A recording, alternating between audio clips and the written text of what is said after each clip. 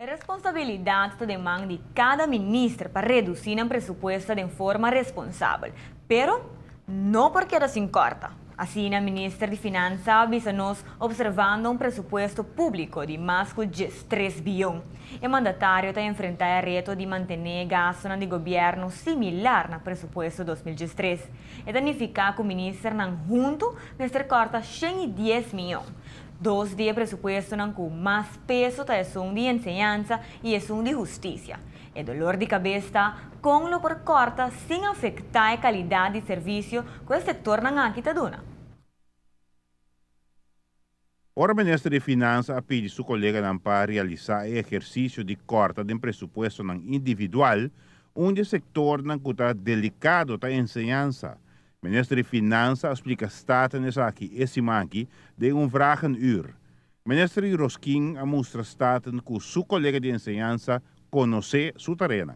Cifra de 6% que tem reduzido o presupuesto total de enseñanza. O ministro quer que o exercício de redução de presupuesto mestre evitar afetar a escola. Como por procurar a escola, se queda receber material e também o fundo que não receber.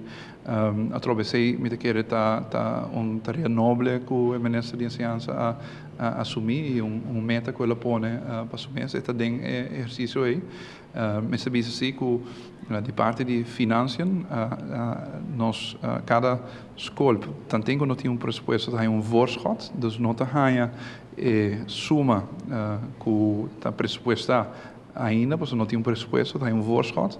E ribe voorschot agora aguentar 10% para a parte de goederen en diensten de escola. O ministro de Enseñanza agora busca outra alternativa e opção para reduzir gasto, alternativa diferente com o cenário escolar. Se o ministro de Enseñanza logra a tarefa de reduzir o gasto com 6% em outra área, esse ele pode realizar agora, com 10% e pode subir back na nível sem redução de voorschot de 10%. Dus agora que demanda de ministro de Enseñanza para purba de busca a redução de gasto em outro caminho que não tem escola e a tarefa tarefa nobre que ela assumir e tem plena execução disso aqui.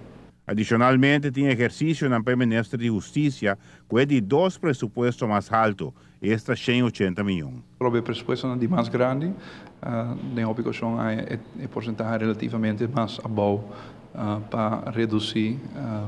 No caso de justiça, tem hobby overtime. Se me não trata caso de 20 milhões sorry, que tem overtime e obviamente se é uma área que está flexível, que tem que de que forma atender com ele.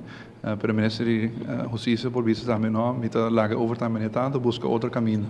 A troca é responsabilidade de cada ministro para buscar redução onde quer é necessário e onde quer que é possível.